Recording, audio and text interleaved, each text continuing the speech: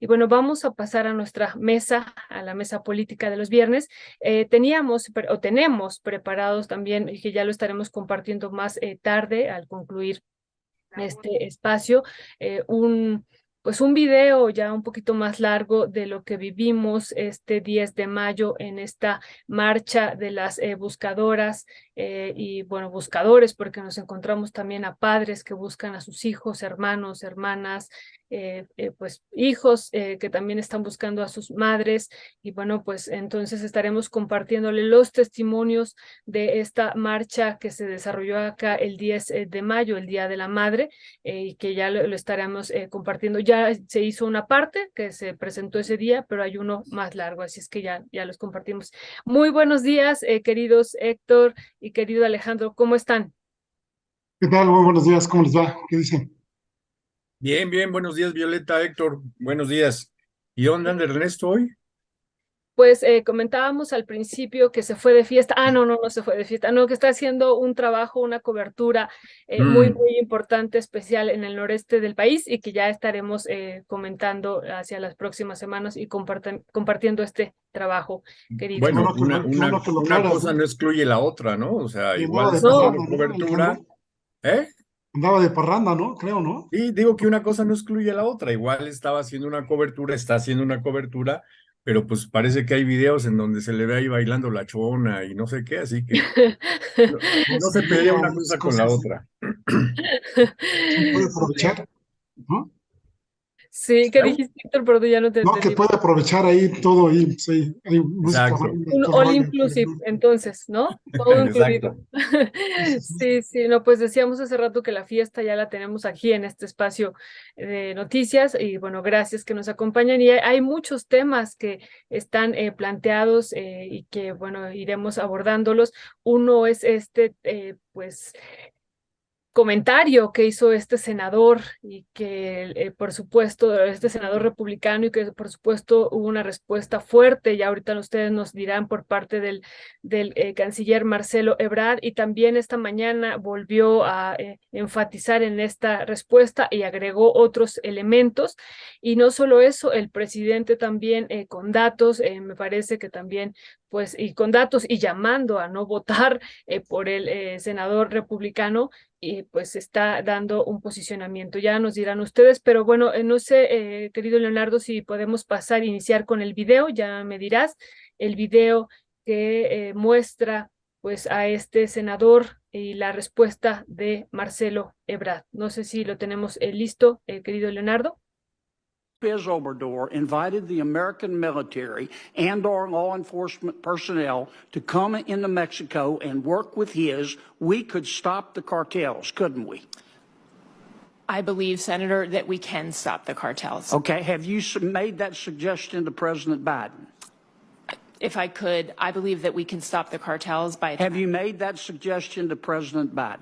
Senator, I have been very vocal in the whole of government setting on the importance of fentanyl and all of us using every single effort and authority that we Why have. hasn't President Biden done it? I mean, this is the way the American people whose sons and daughters are dying look at it.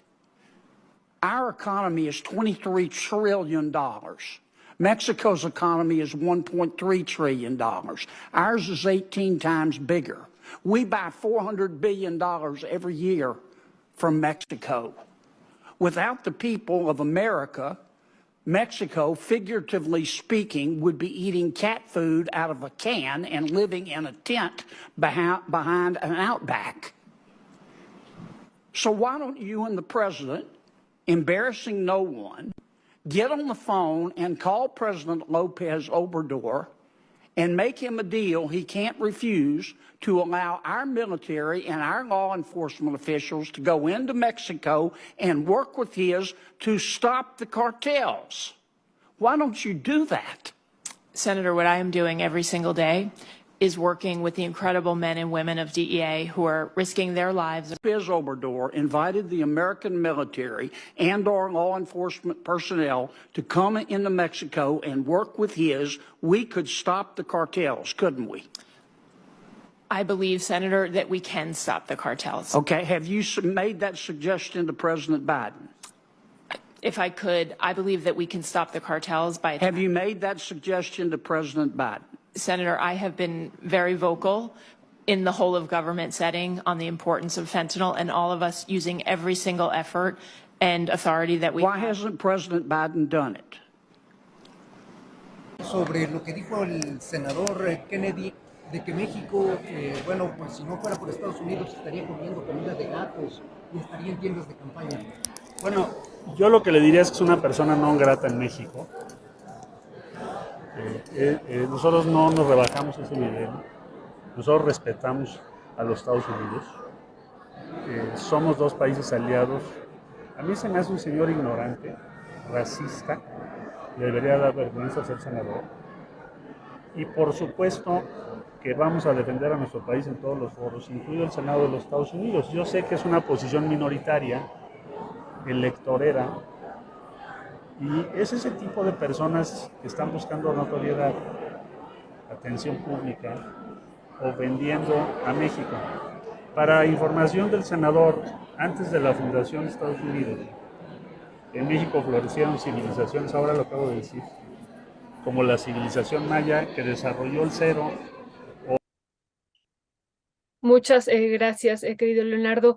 Alejandro, ¿cuál sería tu valoración de esto de que si no fuera por por el pueblo de Estados Unidos, México estaría comiendo comida de gato y bueno, y otras cosas más que dijo el senador republicano y la respuesta que da Marcelo Ebrard, qué decir sobre ella? A mí me pareció una respuesta pues dura, firme, y ya nos comentarás tú, querido Alejandro, ¿cuál es tu valoración?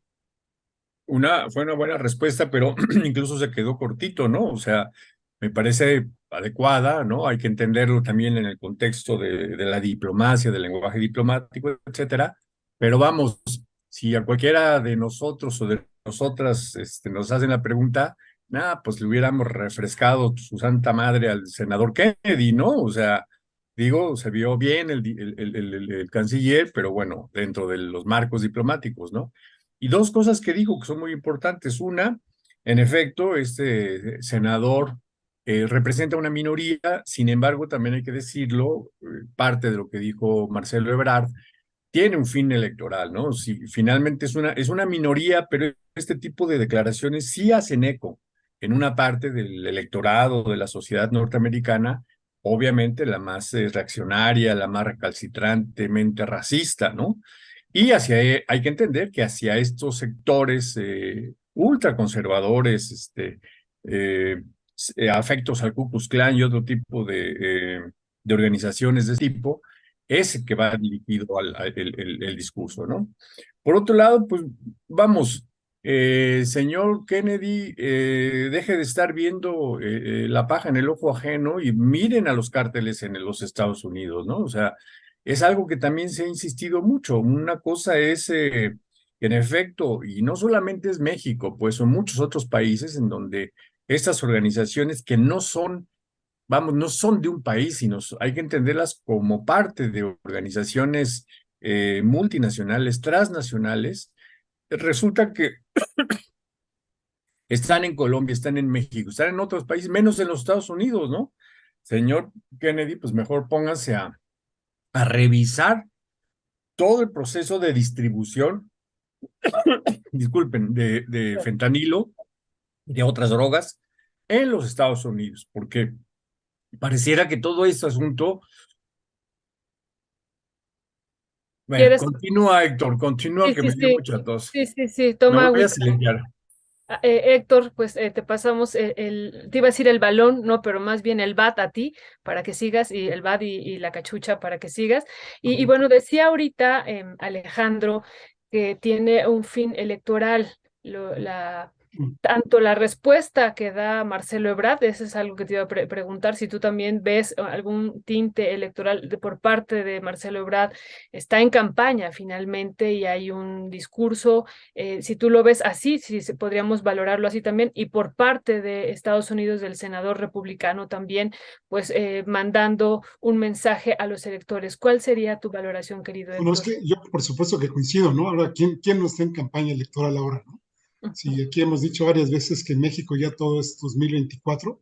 Por supuesto, en Estados Unidos también son campañas electorales. y siempre, bueno, pues ahí está la derecha que se manifiesta y trata de llamar la atención y por supuesto de ganar votos, ¿no? Entonces, sí, esto hay que verlo desde ese plan. Y fíjate, yo me iré un poquito más atrás. Primero que nada, me gustaría hacer un comentario de la jefa de la DEA, Anne Milgram. Parecería ser que se acaba de levantar la mujer, ¿no? Y lo digo con todo respeto, ¿eh? De verdad es que no es nada misógino, ni mucho menos, pero parece ser que iba ahí, pues no sé si se había tomado un café descafeinado o qué le había pasado, porque le estuvo bateando el tipo, independientemente que hay ciertos segmentos editados del video cuando digamos se ve que va continuamente, pues la mujer no sabe ni qué responderle, ¿no? Me parece que en esa sesión que tuvieron llegó mal preparada para eso. Y sobre todo conociendo pues, este senador de Luisiana, que ya sabemos que es hiper racista, que es hiper de derecha, hiper pues, xenófobo y todo lo que le podamos aumentar aquí, ¿no? Y hoy en la mañana tuve la oportunidad de oír la mañanera del presidente y bueno, parecía el informe de gobierno, ¿no? Porque mostró un montón de datos económicos en donde pues ahí se puede ver la parte que tiene que ver con la interrelación en algunas de las gráficas con Estados Unidos y cómo, digamos, de las dos partes pues hay beneficios. En la gran mayoría yo supongo que debe ser pues, los mayores beneficios para Estados Unidos, porque obviamente ahí sí tiene razón este senador, es una economía muchísimo más grande que la de México, bueno, pues nada más es la primera a nivel mundial y aquí hemos estado haciendo siempre el llamado de que hay que fortalecer la infraestructura de México para que no seamos tan dependientes de esa economía estadounidense. Y también hay otro punto aquí muy importante que es el demográfico.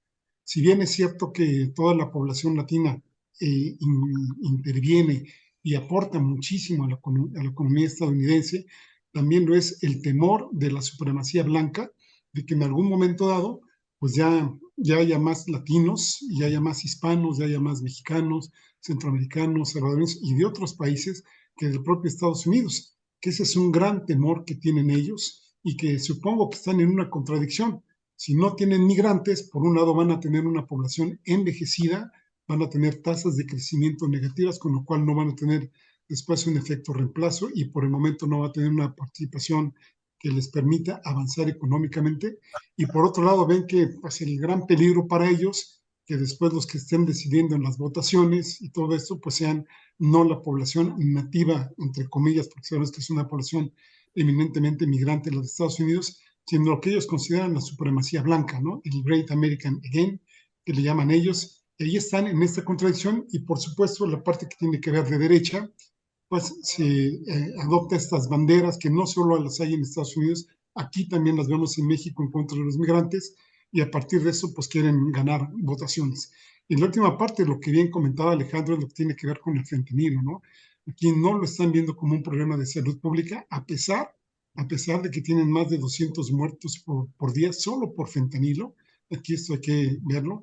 Y las mezclas que se hacen con heroína y con cocaína, y que pues ahora sí parecería ser como si fueran burbujas en el aire, se distribuirían por todo el territorio estadounidense y como si la población nada más estirara la mano y las agarrara, cuando se sabe que ahí hay cárteles que los distribuyen, enganchan a la población, que sabemos que el fentanilo prácticamente desde el primer contacto pues ya uno adquiere cierta adicción y que obviamente pues a mayor contacto, mayor probabilidad de esta adicción que sea más potente, pero también mayor probabilidad de muerte.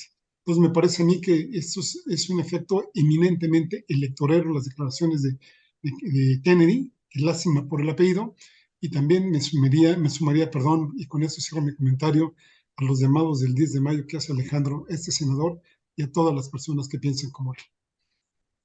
Gracias, querido Héctor. Esperemos que ya esté recuperado Alejandro. Ya más o Hablando menos. con Ernesto. No, ya más o menos. Es que hace mucho calor y tengo el ventilador aquí al lado y bueno, se me resecó la garganta. Oye, nada más apuntar un par de cosas más, ¿no? Bueno, lo decíamos al principio, el senador Kennedy por Luisiana se refiere, o más bien su discurso es orientado a este sector muy conservador de los Estados Unidos, ¿no? Muy, muy racista de los Estados Unidos. Pero también hay que señalar que es un sector minoritario. Tampoco es que todos los Estados Unidos y los habitantes sean así. Ya Héctor ha mencionado cómo hay un cambio también en la composición de la población misma de los Estados Unidos, con una mayor presencia cada vez de personas originarias de América Latina, de todos los países en general, ¿no? Y de otros países también hay que decirlo, ¿no? Y entonces los supremacistas blancos, bueno, esto no lo ven con buenos ojos, ¿no?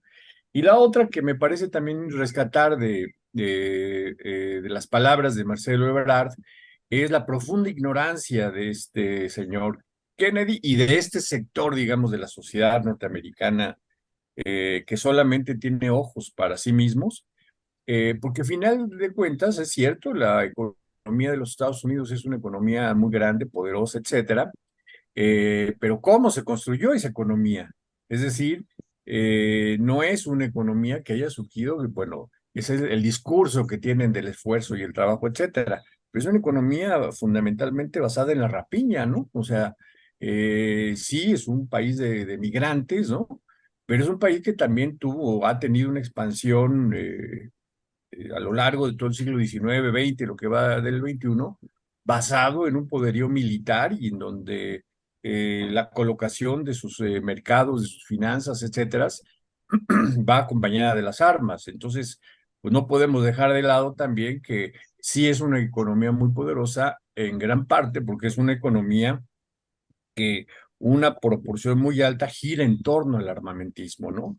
Ustedes saben que el aparato industrial de los Estados Unidos está íntimamente vinculado con el aparato armamentista, ¿sí? Es decir, empresas, corporativos que fabrican una serie de productos, digamos, de orden civil, ¿no? Para automóviles, en fin, para otro tipo de productos no bélicos, son también los que producen parte de los elementos para el armamento, para los aviones, tanques, etcétera, etcétera, ¿no? Entonces, esa imbricación, pues, hace una economía, sí, en efecto, muy dinámica, pero pues finalmente una economía de guerra, ¿no? Y eso, pues, no es difícil de demostrar con la enorme cantidad de bases militares que tiene desplegados los Estados Unidos en todo el país, en todo el mundo, y con los ingentes recursos que canaliza a las actividades bélicas, ¿no? Entonces, muy lamentable lo que dijo este señor, pero bueno, creo que también tenemos que mirar en la otra parte de los Estados Unidos, ¿no? Un país en donde también hay organizaciones muy solidarias, sindicalistas, feministas, y yo creo que esa es la parte de los Estados Unidos con la que se puede dialogar, se debe dialogar y construir acuerdos y construir consensos. Ya los exabruptos como los del senador Kennedy, pues hay que ponerles un detente, ¿no? Así como si fuera COVID, hay que ponerles un detente y como lo hizo el canciller Ebrard, pararlos en seco. Fíjate, Alejandro, perdón, Violeta. Yo no sé si haya sido un exabrupto y también si el tipo sea un ignorante, ¿no? Yo creo que no, ahí sí no coincidiría, porque el tipo tiene muchísima información, pero solo toman la información sesgada que les conviene a ellos, y es el discurso de odio, ¿no? Y ahí está el gran peligro, ¿no? Que finalmente esto, pues es un mensaje de decir, bueno, pues estos nos están haciendo daño, y es un discurso que puede perfectamente, pues ahora sí que pegar en las personas que efectivamente sí carezcan de la suficiente información de cómo está la situación y que ellos, al igual que aquí sucede en México, ¿no? Con toda la información que se vierte sobre el presidente López Obrador en las redes sociales de parte de los que no están de acuerdo con él, ¿no? Lo califican también de ignorante a él, ¿no? Nada más imaginemos, entonces hay gente, hay personas que les llegan memes y las están bateando ahora sí que a diestra y siniestra, ¿no? Y ese es el gran peligro de este tipo de personajes que pues no nos olvidemos, al final de cuentas Trump, que es más o menos de la misma política, pues tiene más de 60 millones de seguidores allá en Estados Unidos y que ahí ese es su núcleo donde pues pudiera estarse fortaleciendo y además pues añadiendo cada vez más población que pueda hacer pues que tome estas ideas erróneas por supuesto y que pues ahora sí que adopten ese discurso antimexicano, antiinmigrante y con la idea de que pues Estados Unidos son la policía buena de todo el mundo, ¿no? Mira, rápidamente, quizás bueno, yo no lo sé qué tan ignorante es este hombre, ¿no? Pero lo que es cierto es que este sector conservador de los Estados Unidos, en donde en efecto, Héctor, pues son gente como Trump, como este señor Kennedy, etcétera. Históricamente lo que han acusado es una profunda ignorancia histórica me refiero, ¿no? No tanto de los datos que se alleguen de la actualidad, sino una ignorancia de lo que ha sido la historia de todo el continente americano, no solamente de lo que ellos denominan América, sino de lo que todo ha sido el desarrollo de este continente y en general del mundo, ¿no? Es una americacentrismo, o sea, solamente estarse viendo a sí mismos el ombligo y un desconocimiento profundo sobre lo que sucede en el resto del mundo. Ahora, el hecho de que sean minoría, que tampoco significa que no sean muchos, ¿no? Pero hay que tomar en consideración que es un país con 300 millones de habitantes, una cosa así, no significa que no tengan un peso electoral, tampoco. O sea, es una minoría, pero que debido al sistema electoral de los Estados Unidos, que ya sabemos que es bastante sui generis, no significa que no representen una fuerza política de peligro. Pues ya lo vimos con Trump, ¿no? Precisamente por, digamos, la estructura del sistema electoral, estas minorías racistas, excluyentes, violentas, etcétera, pueden lograr cuotas de poder muy importantes. Pues ahí está el propio siendo senador, ¿no? Entonces, no se trata de minimizar el peso que tienen estos hombres y mujeres, el peso político y militar que pueden tener estas personas, pero sí también tampoco quedarnos con la idea de que esos son los Estados Unidos, no tampoco, o sea, Estados Unidos es un país es un mosaico de culturas y de posiciones políticas y etcétera, en donde, bueno, sí, están los fulanos y senadores y políticos, etcétera, de este estilo, ¿no? Pero también hay gente que tiene perspectivas pues, mucho más de avanzada, humanistas, progresistas, etcétera, etcétera, ¿no? Sí, no, yo Gracias. tampoco, perdón, Belén, perdón, ya está aquí el picheo y el cacheo, ¿no? No, Sí. no, yo tampoco minimizo eso, Alejandro. Perdón, Violeta, sí, bien rápido. No, No, no, pero adelante, sí, adelante. Yo, mira, aquí, digamos, como dice David Peña, aquí tengo mi café, no, es mi chocolate, además, y ya, te entonces estamos dejando, te estamos dejando descansar, Violeta. mira, No, ahí, fíjate, ya. yo no minimizo esa parte, sino a lo que yo me refiero es que, por ejemplo, hay muchas personas en Estados Unidos que no les interesa ver más allá de Estados Unidos, y no es propio de los republicanos, ¿no? También puede ser esto, pues, a nivel general. ¿Cuántas veces se nos ha dicho, por ejemplo, de algunas encuestas, que cierta parte de la población, pues, no sabe ni dónde están algunos países de Europa, etcétera, ¿no? Sino que están, como bien lo decías, muy americocentristas, ¿no? Lo que ellos consideran América, por supuesto, ¿no? Entonces, eso básicamente me estaba refiriendo yo, ¿no? Y la otra parte que me llama la atención, y eso se me olvidé comentarlo hace rato, ellos tienen las principales agencias de salud a nivel mundial. Por Mm. ejemplo, ahí está la famosa CDC, ¿no? Los famosos CDC que pues prácticamente son las guías a nivel mundial de qué se debe hacer o no hacer de cierta enfermedad. Y tienen ahí el problema del fentanilo, tienen ahí el problema de drogadicción y de otros problemas. ¿Y dónde están las CDC? Ahora podríamos preguntarnos, y en dado caso, ¿por qué no? Ahora sí que se alinean a las políticas que dictaminen estos centros de control de enfermedades, que sería su traducción en español, y que pues ahora no los hemos visto, y como bien dices tú, Alejandro, pues prácticamente priva la cuestión militarista, el aspecto punitivo y por supuesto del comercio que está ahí debajo del agua. Oye, Sí, ya, una cuestión, sí, perdón, Ale, que justo de lo que tú estabas preguntando, estabas comentando ahorita, Alejandro, del impacto que pueden tener estas declaraciones sobre el electorado en Estados Unidos, pero yo también les quería preguntar, antes de pasar al otro tema que se conecta con esto que también estaba diciendo ahorita Héctor Javier, sobre esto que ha dicho ya en varias ocasiones el presidente, pero esta mañana lo ha vuelto a decir en la mañanera, ¿no? Decimos a nuestros paisanos que no voten por personas con esa mentalidad. Si dada el tamaño de los migrantes, de los latinos en Estados Unidos y de este llamado que está haciendo el presidente, y bueno, vimos en la mañanera que puso su discurso y el apoyo que tiene en los Estados Unidos por parte de un sector migrante muy amplio, si esto pudiera tener repercusiones en el electorado, pero no solo eso, si pudiera tener, le preguntaba incluso a una periodista si podríamos esperar algún señalamiento u observación o alguna situación por parte del gobierno de Estados Unidos, porque desde su perspectiva de esta periodista podría haber una injerencia en llamar o no a votar en otro territorio? ¿Cuál sería tu valoración, querido Alejandro? Pues mira, sí, sí que puede tener, de hecho lo tiene, ¿no? Un impacto en el electorado, en los diferentes sectores del electorado, ¿no?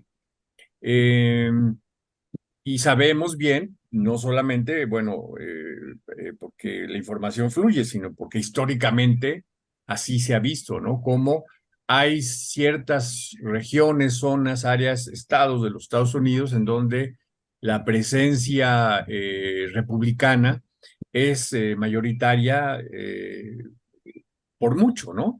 Sin embargo, al menos en las últimas elecciones también hemos visto cómo estos estados, Florida, por ejemplo, también han empezado a observar, se ha empezado a observar un cambio en la composición del propio electorado, ¿no?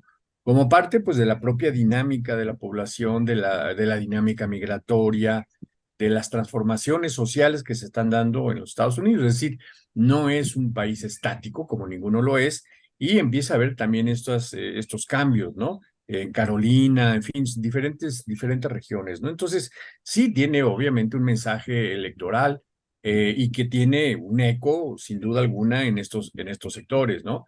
Pero también hay que decirlo que al ser, pues, como cualquier sociedad, una sociedad dinámica, viva, en constante transformación, también los equilibrios de poder se van transformando, ¿no? Y la otra también es que es una cosa que lo he mencionado en varias ocasiones, ¿no?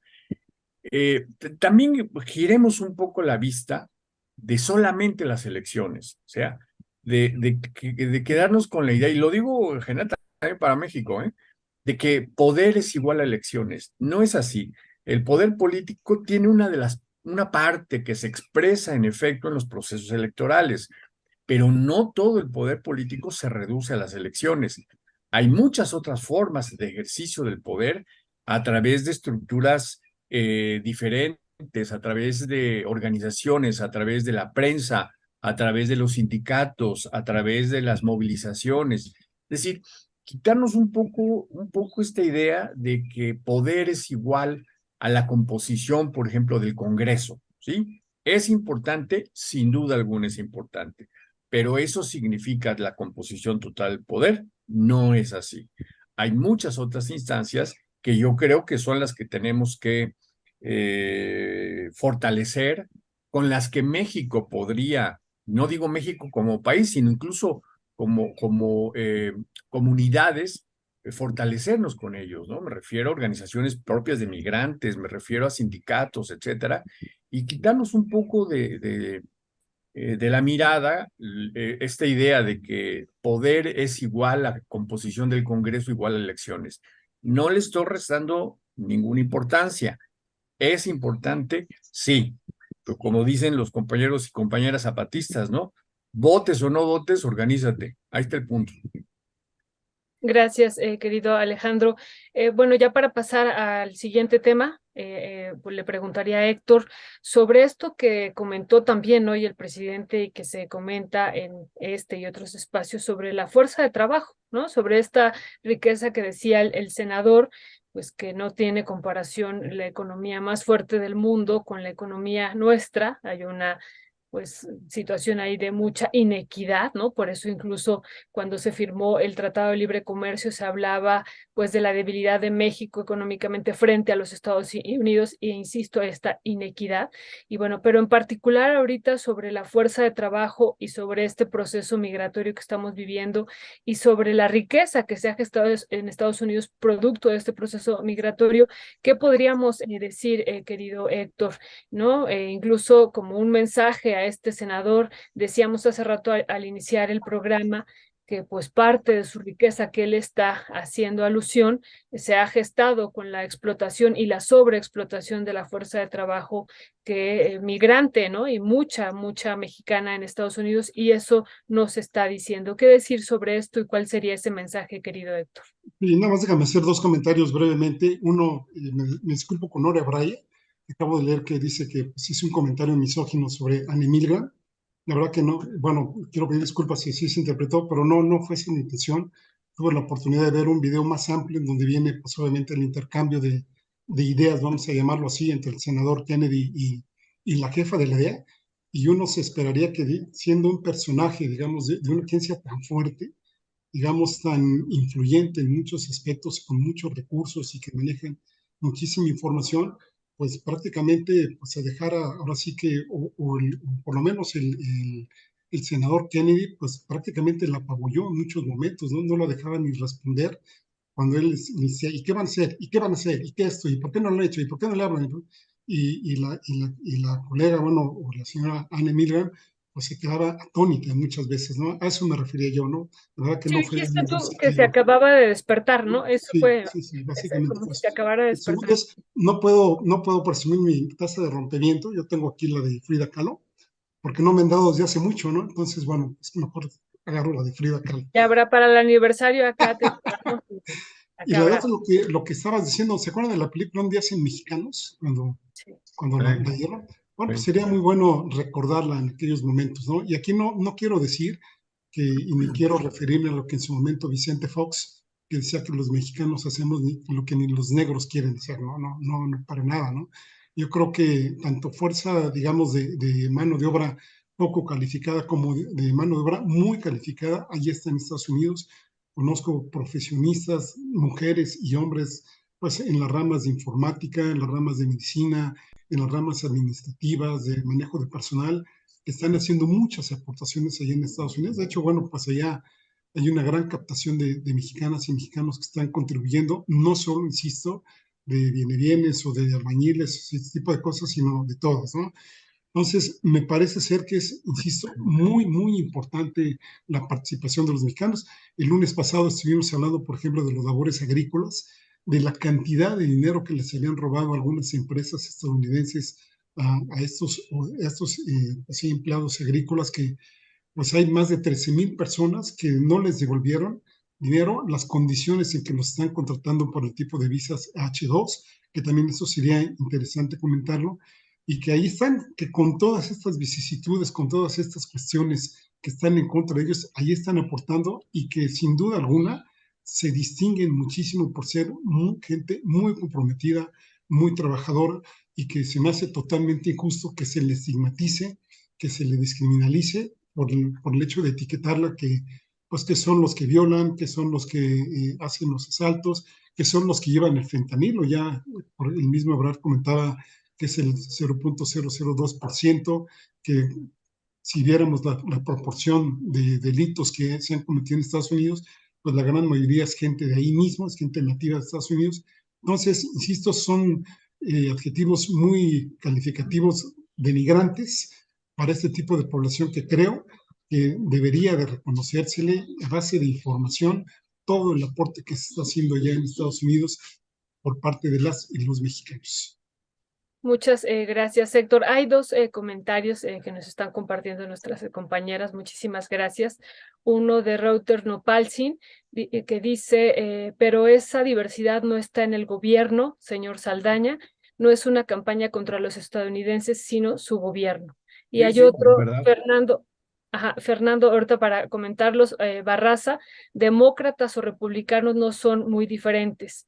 La política exterior sigue siendo la misma de mantener su hegemonía mínimo en América Latina. Y bueno, eso es algo que también hemos estado comentando, ¿no? La pérdida de la hegemonía de Estados Unidos y su actuar hacia México y hacia América Latina en función de que van perdiendo la hegemonía y China va avanzando también sobre América Latina, y parte de esta respuesta y de esto que estamos viviendo también se debe a eso. Pero ibas a comentar algo, Alejandro, antes de pasar al No, siguiente. es verdad, toda esa diversidad, esa pluralidad no se ve reflejada ni en el Congreso ni en el gobierno. Pues eso es totalmente cierto. Lo que yo estoy diciendo es que esta diversidad, esta pluralidad, esta enorme diversidad de, de perspectivas políticas, de culturas, etcétera, también es una forma, constituyen formas estructurales de otro poder.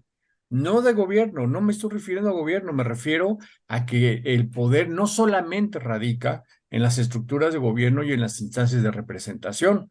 Eso es una parte, pero existen otras formas también de poder de base, de poder popular, y ahí sí están estas diversidades representadas, expresadas, digamos, no representadas, expresadas.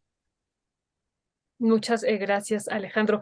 Querido Héctor, pasemos al siguiente tema, que es un tema que también tú nos puedes ilustrar mucho porque has dado un seguimiento puntual y bueno, has también hecho muchos programas al respecto sobre esta declaración del fin de la pandemia y el fin de la emergencia del COVID en México. Y bueno, y también si a eso ya en un segundo momento, pero para irlo reflexionando, si le podemos sumar también el ataque que ha empezado a revivirse nuevamente contra el subsecretario Hugo López-Gatell, pero bueno, en un segundo momento para que ustedes lo vayan pensando. Primero entrar a esta parte del fin de la emergencia sanitaria, querido Héctor. Sí, qué bueno que lo mencionas, Violeta. Yo lo propuse este tema porque he visto varios comentarios que hacen algunas personas de que piensan que ya, por el hecho de que ya se declaró fin a la pandemia, ya no va a haber más COVID, ¿no? Y ese es un pensamiento totalmente erróneo. Una cosa es que se haya declarado fin de la pandemia y otra cosa es que haya, totalmente distinta, que haya desaparecido. No, el COVID se queda como una enfermedad endémica, es decir, ya forma parte de una más, como si fuera influenza, como si fuera gripa. Pasé cuatro gráficas, no sé si nos pudieran pasar la primera, por ahí, Leo. Sí, sí, son muy breves, si las pudiéramos comentar. ¿Sí se puede? ¿Le enviaste directamente a Sí, Leo? se lo envié a Cristian y Cristian me dijo que se Ah, las iba a pasar a Leo. ok, ahí Ahí está. está la primera, ¿sí? Gracias, Leo. Bueno, ese es el número de cifras hasta hoy en la mañana, hasta unos 20 minutos antes de comenzar el programa. Tendrán el color que ven ustedes en rojo, es el caso de números registrados de COVID a nivel mundial. ¿Sí? 676 millones, más de 676 millones. En números blancos ven el número de muertes que se han registrado desde que comenzó la pandemia hasta ahora. Insisto, registrados, bueno, notificados y registrados. Prácticamente le pegaron a los 7 millones. Eso no quiere decir que hubo más, hubo muchos más, dependiendo del país que estemos hablando. Y luego la cifra en color verde, podrán ver ustedes el número de vacunas que se aplicaron a nivel mundial.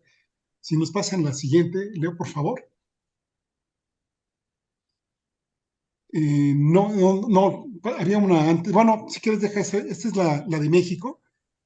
Ahorita les comentaba yo las cifras a nivel mundial. Este es a nivel de nuestro país. Se registraron desde el inicio de la pandemia 7 millones, bueno, 500,000 en números cerrados, hasta el momento, con 333,188 muertes. Verán en la parte blanca y el numerito que tiene abajo, que son 608. Esto es lo que nos habla del número de fallecimientos que se registraron en los últimos 28 días. Y en la parte verde, bueno, tienen ustedes el número de vacunas que se aplicaron en nuestro país. Como verán, la Secretaría de Salud no ha notificado que haya seguido vacunando, ya se paró ahí, ¿no? Si nos pasan la siguiente gráfica, por favor. Bueno, aquí ustedes podrán ver el número, pues ahora sí que las tres tendencias que estén en rojo, el número de casos, lo que se tiene en número de fallecidos y el número de vacunas. Esto es a nivel mundial y por eso podrán ver ahí en las crestas de esta gráfica lo que son las llamadas olas de COVID, ¿no? Ya ven que luego decían, estamos en la primera ola, que si en la segunda ola, etcétera, etcétera, ¿no? Como verán, pues ya el último pico que hubo ya de mortalidad ya quedó atrás y hasta muy abajo sigue habiendo, pero obviamente ya a niveles lo que se conoce pues ya como endémicos, ¿no? Dentro de unos canales esperados y no se van a ir. Y ya la última diapositiva, si nos la pasas, por favor, Leo. Y esta es la de México, ¿no? Esta es la de México. En el color rojo de arriba podemos ver pues, las olas que tuvimos aquí en el país. Fueron prácticamente 6 olas, si las pudiéramos nosotros distinguir. Vemos la parte más aguda. En la de medio, que está en blanco, vemos ahí las olas de mortalidad que hubo. Recordemos que no siempre hubo la misma letalidad, es decir, sobre todo a partir de la aparición de las vacunas. Y luego justamente la de abajo, lo que tiene que ver con la aplicación, ¿no? Que se hicieron, obviamente, pues escalonado por el tipo de vacunas que hubo, ¿no? Entonces, eso quería yo llamarle la atención a las personas que amablemente nos ven y nos escuchan aquí en Rompimiento, de que pues no bajen la guardia del todo. Es un padecimiento que no sé, bueno, yo mismo les comentaba, pues, estuve desde el domingo pasado con síntomas de COVID, apenas nos andamos recuperando. Y bueno, la gente me decía, pues, ¿qué no te enteraste de que ya terminó la pandemia? Pues sí, nos enteramos. Obviamente lo que ha hecho la vacuna es defendernos de que la enfermedad no sea tan agresiva, pero no nos ha quitado la posibilidad de que podamos infectarnos o reinfectarnos en algún momento, ¿no? Entonces ahí era el llamado de cuidarnos entre todas y todos, pues para evitar que, pues ahora sí que suban los picos de este padecimiento. Y en cuanto a las acusaciones que se hacen al doctor Hugo López-Gatell, pues depende a quién le pregunte, ¿no? Hay gente que lo defiende a capa y espada de cómo se manejó, sobre todo a raíz de que se consiguieron las vacunas aquí en México, y hay gente que efectivamente lo denosta muchísimo, pues, lo descalifica totalmente, sobre todo por el inicio de la pandemia, por haber adquirido una metodología que se llama la metodología Centinela, que quiere decir que si no se tienen los recursos estructurales para hacer un monitoreo en todo el país, entonces se toman unas muestras de ciertas zonas y a partir de estas muestras pues se va monitoreando, es decir, se va haciendo una vigilancia centinela de estas partecitas que nos reflejarían en algún momento dado cómo está el todo de una población, ¿no? Y esa fue prácticamente en un inicio pues, la estrategia que siguió la Secretaría de Salud, ¿no? Que no funcionó, en algunas partes no funcionó, en otras sí funcionó, digamos, no somos un país heterogéneo. Por ejemplo, en Chiapas ahora estamos en la discusión de que sí hubo medidas de la Secretaría de Salud que evitaron una mayor mortandad. Hay quien dice que no, por ejemplo, entre ellos yo, hubo comunidades que no dejaron entrar a los servicios de salud y afortunadamente no hubo tanta mortandad como se esperaba, ¿no? Entonces creo que requiere un análisis no solo en cuanto a COVID, sino a la sobremortalidad que también tuvimos aquí en el país y que ahora, por supuesto, pues la derecha, por ejemplo, Julio Frenk, el mismo Narro, el que fue también secretario de Salud de la Ciudad de México, que ahora está en Movimiento Ciudadano, pues están dándose pues, tela ancha para estar demostrando, para estar ya, incluso Javier Cuello Trejo creo que fue el que demandó a Hugo López Gatell y al mismo presidente López Obrador por la mortandad que hubo excesiva por casos de COVID y que pues ya sabemos que ahora nuevamente volvemos al timing político, pues se dan este tipo de situaciones, pero creo que esto se va a ir aclarando conforme vaya pasando el tiempo, no mucho, porque obviamente los datos cada vez van siendo más sólidos. Por ejemplo, puedo citar el caso de la ivermectina. Si ustedes ven las publicaciones todavía hasta inicios de 2021, se hablaba de que la ivermectina era pues, prácticamente la solución para el COVID y después pues se vio que la ivermectina no tenía efecto alguno para el tratamiento del COVID, ¿no? Entonces me parece que sería pues muy apresurado hacer ciertos análisis de denostar o de apoyar totalmente ahora sí que la estrategia seguida por la Secretaría de Salud para el manejo de COVID-19 y que esto pues hay que ahora sí que analizarlo bien con datos y no irnos de una manera visceral de un lado u otro para calificar o muy positivamente o muy negativamente esta gestión.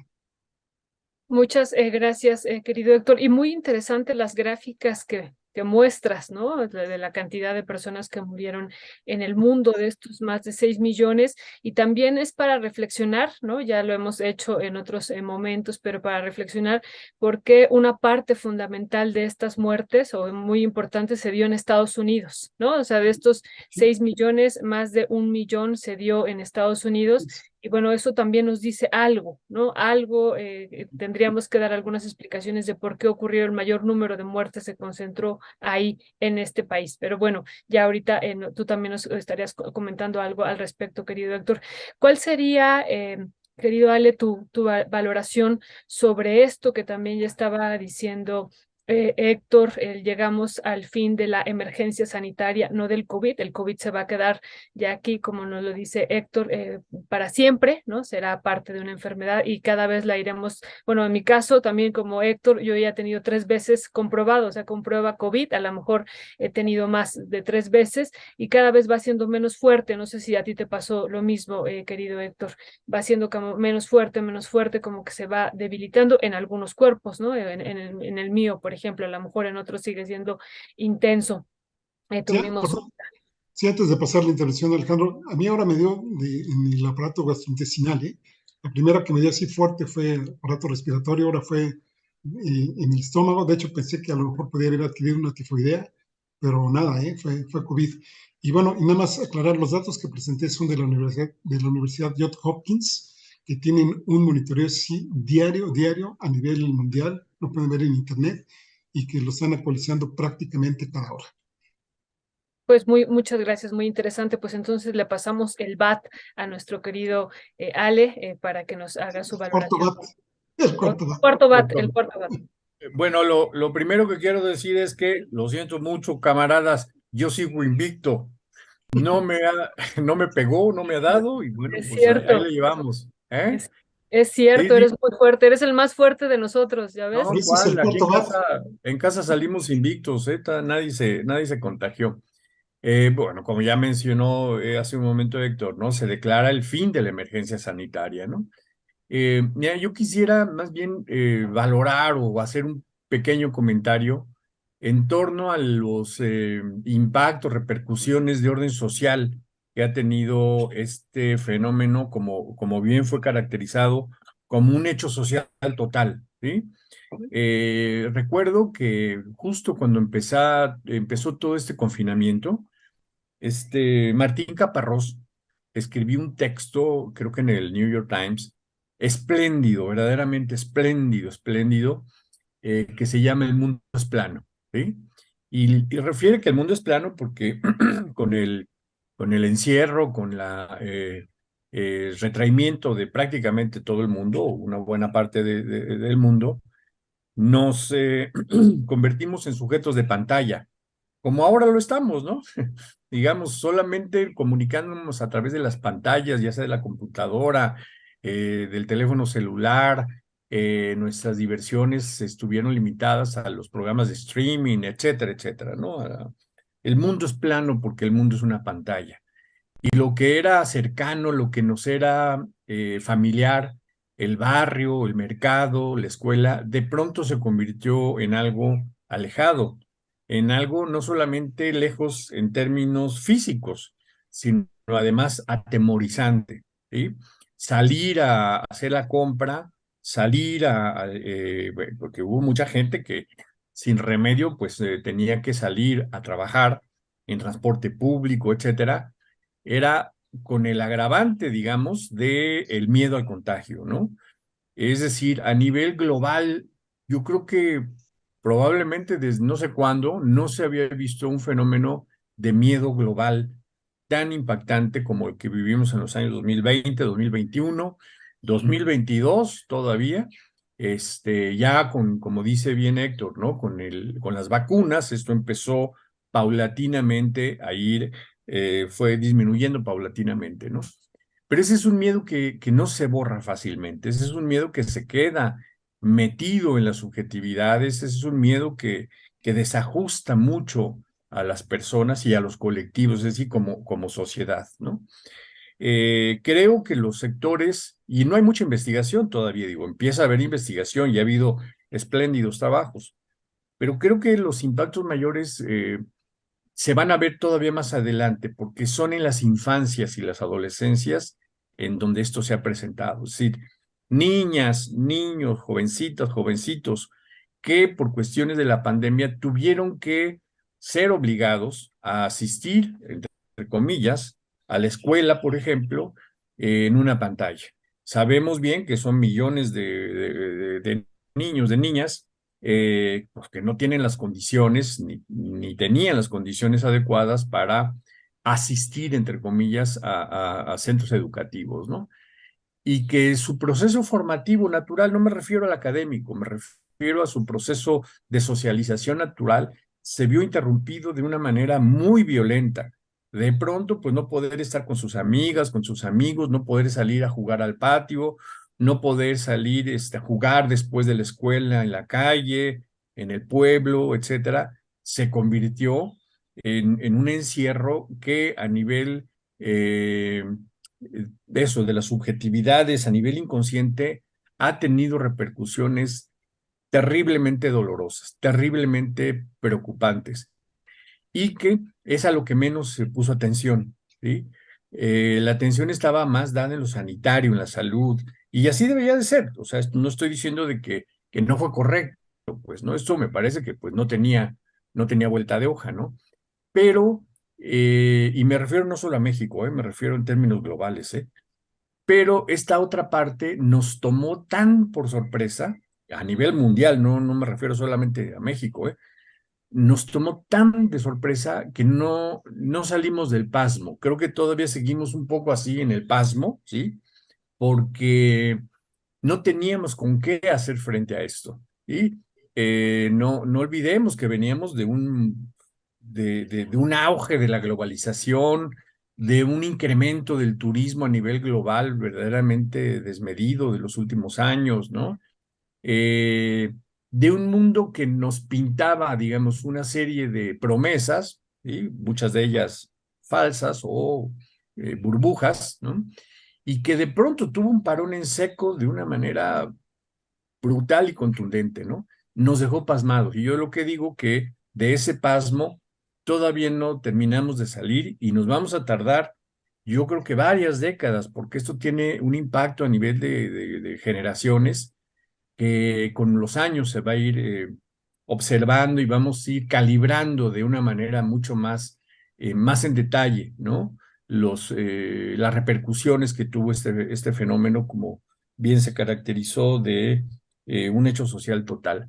Por otro lado, también, pues sabemos bien que hubo una serie de transformaciones, algunas de ellas creo que ya llegaron para quedarse, como es, por ejemplo, el teletrabajo, ¿sí?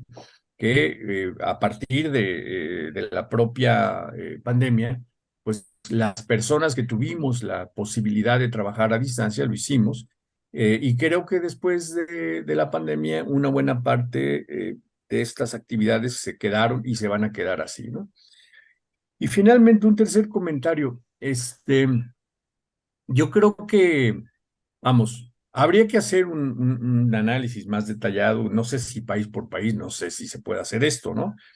Pero en el pasmo que nos dejó la pandemia, ningún gobierno, ninguno, dio respuestas acertadas, pues, o sea, los gobiernos hicieron lo que pudieron de acuerdo a lo que tenían, de acuerdo a sus, obviamente, sistemas de salud, los sistemas de salud más sólidos, los sistemas de salud mejor estructurados, con mayor cobertura, tuvieron mejores condiciones para hacer frente a la parte sanitaria, sin duda. Los sistemas de salud privatizados, excluyentes de una buena parte de la población, pues dieron los resultados que ya vimos, ¿no? Esa es una parte. Pero en el manejo informativo, que es un poco lo que quería yo comentar, ningún gobierno sabía qué hacer, ¿sí? Y yo creo que en ese sentido el gobierno mexicano lo hizo bien, lo hizo bastante bien, aunque recordemos las conferencias vespertinas cotidianas del doctor Hugo López-Gatell, eh, por un lado, tienen o tuvieron el beneficio de aportar información, lo que ya decía Héctor Javier, nos informaba cotidianamente acerca del modelo Centinela y esto cómo iba variando, oscilando, etcétera, etcétera. Eh, en el entendido de también que pues Hugo López-Gatell tenía que estar haciendo equilibrios entre muchas cosas, ¿no? Entre otras, quizás de pronto con las propias palabras del presidente, con sus detentes y cosas así, y el pobre López-Gatell pues ahí haciendo equilibrios como sea. Pero por comentarios de amigos, amigas que viven en otros países, me decían, es que acá ni soñando se está viviendo lo que ustedes están viendo. O sea, aquí nadie sabe nada, el gobierno no informa nada, no sabemos nada. Son solamente informaciones dispersas que de pronto salen en algún periódico, en las redes sociales, etcétera, pero no existe esta política de información cotidiana, digamos, como existe en México, ¿no? Y yo creo que eso es de mucha valoración, que hay que valorarlo esto de manera positiva. Ahora, tanta exposición a medios también implica un gran riesgo, por supuesto. Eh, no es por nada que muchos gobiernos prefirieron mantener una política informativa, si no secreta, si al menos muy reservada, ¿no? De ir dando información, pues, de manera muy a cuentagotas, porque también esto generó desestabilización política en diferentes países, ¿no? Particularmente en Europa. Eh, y entonces, bueno, en el escenario mexicano, tanta exposición cotidianamente implica un riesgo político sin lugar a dudas, ¿no? Mi opinión es que este riesgo político fue bien sorteado, ¿sí? en términos generales, ¿no? Obviamente, insisto, pues hay contradicciones, se dijo una cosa, luego se dijo la otra, y luego, pues, ¿qué hacer con esas declaraciones de vamos domando la pandemia? ¿Se acuerdan, no? Que el presidente, quién sabe cuántas veces dijo, vamos domando la pandemia, y uno se quedaba así, ¿qué significa eso de vamos domando la pandemia? Si es pandemia, ¿sí? O sea, en México podemos tener algo, pero es pandemia, es un fenómeno global. Entonces, ¿qué hacer ante este tipo de declaraciones? Pues el doctor López-Gatell más o menos trató de equilibrar y de informar y de darle un poco la vuelta a este tipo de declaraciones, y me parece que salió bien libradora. Obviamente, insisto, tanta exposición a medios genera mucha vulnerabilidad, y es de lo que se están aprovechando ahora con este tipo de denuncias. Yo pienso que no van a tener mayor eco, es decir, que no van a prosperar mayormente en términos legales, ¿no? Pero es un tema ahí que los abogados son los que mejor le saben a esto, ¿no? Pero políticamente, pues entiende que buscan sacar algún tipo de ventaja, algún tipo de tajo político de ello, ¿no? Pero bueno, simplemente ya para sintetizar, creo que México fue de los países en donde más información se dio, en donde mayor, digamos, atención se prestó a los casos. Otro tema es si era información apegada a lo real, que si se tergiversaron datos, que si el modelo Centinela era lo bueno, era lo malo, etcétera. Pero si comparamos con otros contextos, creo que en México estuvimos con la información adecuada, ¿no? Y finalmente, eso que yo decía, ¿no? Las repercusiones en la sociedad, en las subjetividades, en las niñas, en los niños, en adolescentes, todavía no sabemos la magnitud de ello. Muchas gracias. Muy interesante, querido Alejandro, esta parte, ¿no? Esto ya ahorita que nos dé su valoración, Héctor, pues simplemente lo que nos presentaba él, ¿no? De más de 300,000 muertos que hubo, y bueno, pues entonces son 300,000 hogares que fueron impactados por estas muertes de alguna u otra manera. Luego esto que tú nos comentas del teletrabajo, la pérdida del trabajo también en otros casos, el incremento de la carga laboral y la carga de horas también de las mujeres, o esto que tuvieron que hacer muchas renunciar para irse con los hijos que estaban en las casas, o sea, también el impacto hacia las mujeres en la pandemia, o esto que tú dices hacia los niños, a los adolescentes que tuvieron que quedarse en casa y seguir después en clases en líneas, y todo esto que alguna vez yo recuerdo, Alejandro, haberlo escuchado y que me parecía muy interesante sobre pues el abandono que tuvieron que hacer a fuerza, no fue opcional, varios niños, niñas, adolescentes de las escuelas, ¿no? No tuvieron opción más que salirse porque no había posibilidad de seguir estudiando en este contexto de la pandemia por todas las implicaciones económicas que hubo en sus hogares. Entonces, bueno, son muchos, muchos elementos. ¿Cuál sería tu valoración, querido Héctor, para ir cerrando esta mesa que ya vi que ya se nos pasó nuevamente como agua? Gracias, querido Héctor. Sí, coincido en lo que dijo Alejandro. Yo nada más aportaría que de alguna forma habría que ver cómo empezó la pandemia aquí en México, es decir, cómo estábamos, no solo en el sistema de salud, que efectivamente pues estaba totalmente pues, mal, ¿no? Ya sabemos carencia de recursos de personal de salud, de infraestructura médica, sabemos que Narro dejó por ahí más de 300 hospitales a medio construir o que no se inauguraron, pero también habría que fijar, como ya lo comentaban, las condiciones laborales que teníamos. Tenemos un mercado informal muy grande, y esto quiere decir que no hay seguridad social en estas personas y que si no trabajas ese día, pues no ganas, ¿no? Y esa es una gran limitante, y de ahí, pues eso condicionó muchísimas cosas, ¿no? Y también habrá que ver el estado de salud de la población, de cómo estaba México. Si ya de por sí, digamos, andábamos ganando los primeros lugares en obesidad, en diabetes, en consumo de Coca-Cola y este tipo de cosas, también en sedentarismo, pues obviamente sí que nos iba a pegar, así como en Europa pegó muchísimo en la población adulta mayor, porque son poblaciones envejecidas, y luego con todo respeto, allá pues la gran cantidad de fallecidos que hubo, por ejemplo, pues ahora sí que en los centros, digamos, de alojamiento de personas mayores, pues aquí en México, pues sabemos que tenemos gran cantidad de la población con obesidad, con diabetes, con hipertensión, y que esta enfermedad, al no irse y al hacernos más sedentarios, al hacernos más pues proclives a estar en casa, tanto en términos educativos como laborales, pues es muy probable que, sobre todo en el caso de las niñas y los niños, pues hagan menos ejercicio, hagan menos, pues, por sí que educación, sobre todo las personas que no tienen el número de computadoras necesarias o de televisiones, inclusive para estar tomando programas educativos vía distancia. Y qué decir en las casas donde hay mayor competencia de recursos entre sus integrantes, en donde pudieron haberse dado mayores índices de violencia familiar, mayores índices de violencia de género, de violencia y de maltrato infantil, en fin, muchas cosas que se van a quedar ahí, como ya lo comentaba Alejandro, y yo añadiría nada más que pues no solo eso, ¿no? Sino que sí nos ha dejado de alguna forma más vulnerables con algunos padecimientos, insisto, los importantes son diabetes, hipertensión, población adulta mayor, y por otro lado, me parece ser que no aprendimos en otras lecciones trascendentales, como es el cambiar el comportamiento de consumo.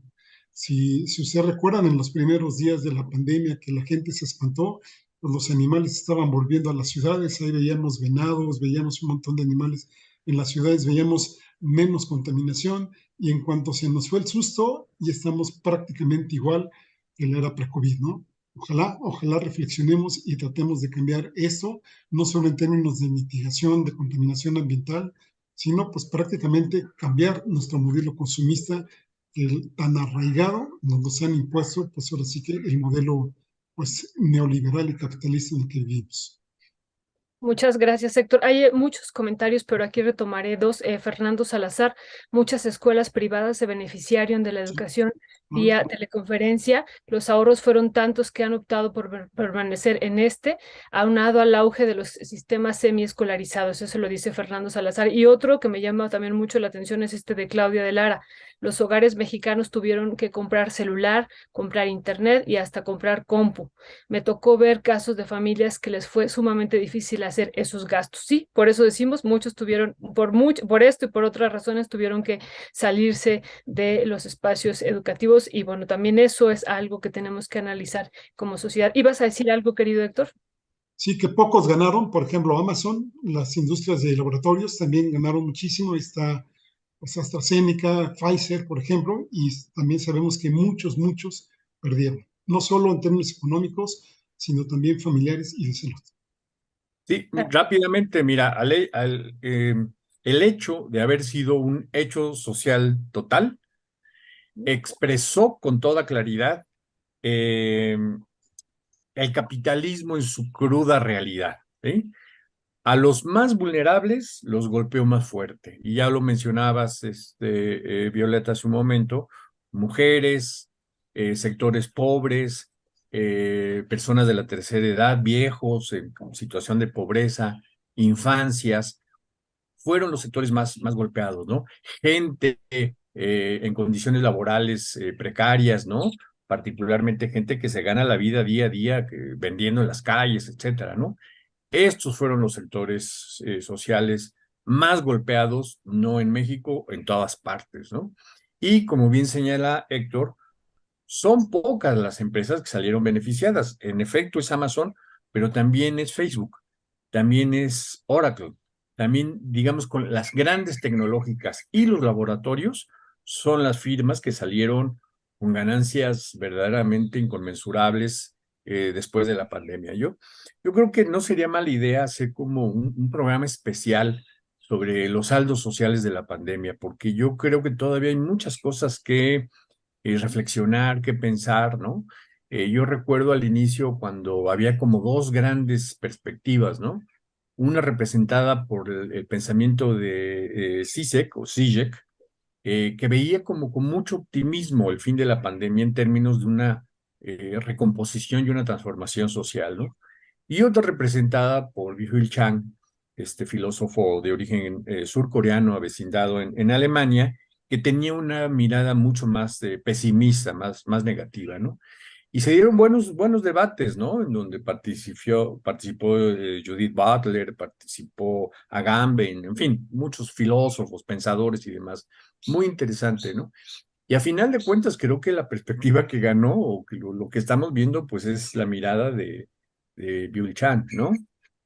No salimos una mejor sociedad, creo que eso queda claro. Pero bueno, me estoy yendo fuera de tema, ¿no? Pero no sería mala idea de pronto hacer algún programa para discutir esto de manera más amplia, ¿no?